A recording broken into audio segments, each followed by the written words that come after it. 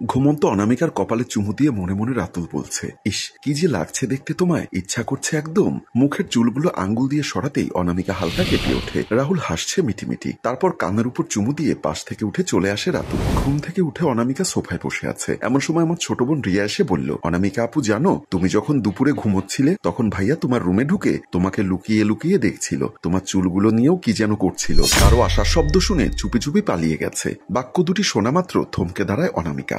রাগে গা রিরি করতে লাগলো তার। সবেমাত্র ঘুম থেকে উঠে চাটা খেয়ে ড্রয়িং রুমে এসেছে। আসা মাত্র এমন জঘন্য কথা শুনি তার মেজাজ 360 ডিগ্রি অ্যাঙ্গেলে চটে যায়। সে ঝাঁঝালো গলায় বলল, কার কথা বলছিস তুই? রিয়া মুখ কাচুমাচু করে বলল, রাতুল ভাইয়া। কি?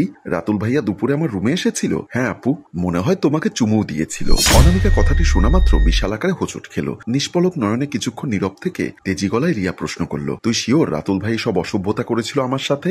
রিয়া মাথা নেড়ে বলল, চুমু যে খেয়েছে এটা আমি শিওর, কিন্তু অসভ্যতা করেনি আপু। মনে হয় ভাইয়া তোমাকে পছন্দ করে। কথাটা বলতে বলতে রিয়া মিটমিট করে হেসে সেখান থেকে চলে যায়। অনামিকা বুকাবনে গিয়ে ঠায় দাঁড়িয়ে থেকে কিছু একটা ভাবছে।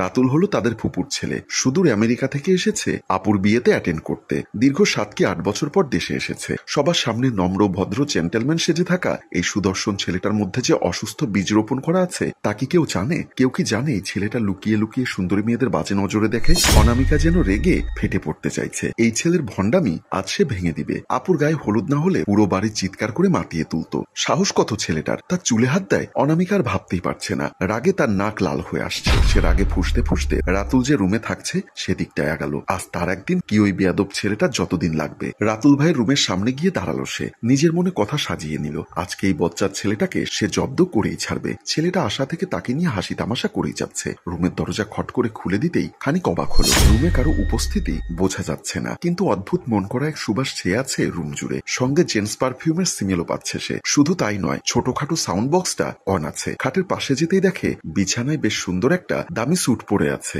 নিশ্চয়ই রাতুল ভাই স্যুট পরে হলুদে যাবে। নিজের সাথে করা বাজে অসভ্যতার জন্য সে বেশ রেগে আছে। প্রতিশোধ পরায়ণ মাথায় আচমকা দুষ্টু বুদ্ধি চেপে বসলো। সে এদিক ওদিক ঘুরে ব্লেড খোঁজা শুরু করে দেয়। খাটের ভেতরে একটা ব্লেড পায়, সেটি নিয়ে দামি স্যুটটার মাঝ বরাবর কেটে দিয়ে দুষ্টামি ভরা হাসি হাসলো। তারপর স্যুটটা উল্টো করে রেখে দেয় যাতে সহজে চোখে না পড়ে কারো। সে হাঁটা ধরলো রুমের বাইরে প্রস্থান করার জন্য। সে দরজা দিয়ে বের হবে তখনই রাতুল ওয়াশরুম থেকে বের হয়ে বলল, কে? প্রশ্নটা কানে আসতেই অনামিকার মেজাজ আবার গরম হলো। যে মেয়েকে লুকিয়ে লুকিয়ে ঘুমন্ত অবস্থায় দেখে তাকে সজাগ থাকা অবস্থায় চেনে না। ব্যাটার ঢং দেখলে বাঁচা যায় না। অনামিকা মুখ ঘুরিয়ে রাতুলের দিকে তাকিয়ে বলল, আমি অনামিকা, চিনতে পেরেছেন? কথাটা বলা মাত্রই অনামিকা খেয়াল করলো রাতুল শুধু টাওয়েল পরে দাঁড়িয়ে আছে, গায়ে শুধু স্যান্ডো গেঞ্জি। তাকে এমন অবস্থায় দেখে অনামিকা লজ্জায় মাথা নুয়ে ফেললো, জিভে কামড় বসিয়ে। অবশ্য ব্যাটা ভাইরাস, নির্বিকার হয়ে দাঁড়িয়ে আছে। হেলদোল নেই যেন তার মাঝে। কারো রুমে ঢোকার আগে পারমিশন নিতে হয়, জানো না এটা? অনামিকা চমকে ওঠে তার ধমকে। এই পরিস্থিতিতে ধমক খাওয়াটা সে আশা করেনি। সে কিছু বলতে যাবে তার আগেই রাতুল তার দিকে অগ্রসর করতে আরম্ভ করে। এতে যেন অনামিকা দ্বিগুণ পরিমাণে ঘাবড়ে যায় এবং শুকনো ঢোক গিলে আমতা আমতা করে বলল, আপনি একটা বেয়াদব ছেলে। ইতর কোথাকার! বেয়াদব লোকদের রুমে ঢোকার আগে অনুমতি লাগে না।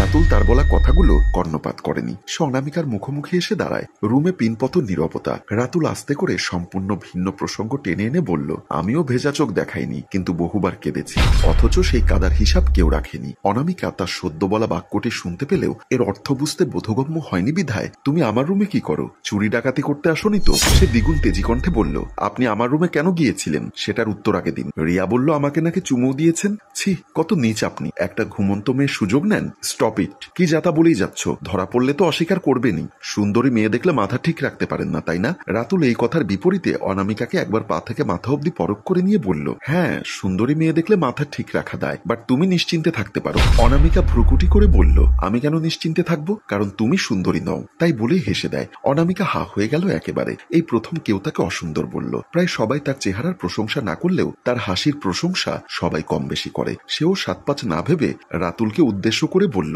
আপনিও বানরের মতো দেখতে। রাতুল হামি তুলে বলল, 1 সেকেন্ডের মধ্যে আমার রুম থেকে বের হও, না হলে তোমার কপালে শনি আছে। যাচ্ছি, কিন্তু বড় আব্বুকে সব বলে দিব আমি। যাও যাও, তোমার বাপ চাচাদের আমি ডরাই না। অনামিকা প্রতি উত্তরে কিছু না বলে বের হয়ে যায় রুম থেকে। মামি, এটা আপনার মেয়ে ছাড়া কেউ করেনি। মামা, এর বিচার আপনারা না করলে আমি এক্ষুনি বাড়ি ছেড়ে চলে যাব। আমি এখানে কারো কাছে অপমান হতে আসিনি। মামি বলল, মন খারাপ করো না, আগে জানি অনামিকা কেন করেছে এসব, আদেও কি ও করেছে কিনা। আমি শিওর এটা আপনার বড় মেয়ে করেছে। মামা বলল, এরকমটা কেন করলো মেয়েটা? আমার মেয়ে তো বেশ শান্ত স্বভাবের। আচ্ছা বাবা, তুই রাগ করিস না, আমি জিজ্ঞাসা করি এখন। আচ্ছা ঠিক আছে মামা, বলেই রোহান কোটটি নিয়ে হনহন করে চলে আসে। অনামিকা রুমে ছোট বোন রিয়াকে বলল, আজ কি হয়েছে জানিস, আমি আমার প্রতিশোধ নিয়ে ফেলেছি। কি করেছিস আপু? আমি ওর কোটটা ব্লেড দিয়ে কেটে দিয়েছি। কি বলছিস? এটা তো খুব দামি। তাতে আমার কি? আমার সাথে যা যা করেছে সব বলে দিয়েছি। তুই এসব বলেছিস তো লজ্জা করেনি? লজ্জা কিসের? ওই বদমাস বেটা আমার সাথে যা ইচ্ছা করবে, আমি কি সহজে ছেড়ে দিব? এমন সময় অনামিকার বাবা ও মা রুমে আসে। তাদের দেখে দুজনেই চুপ হয়ে যায়।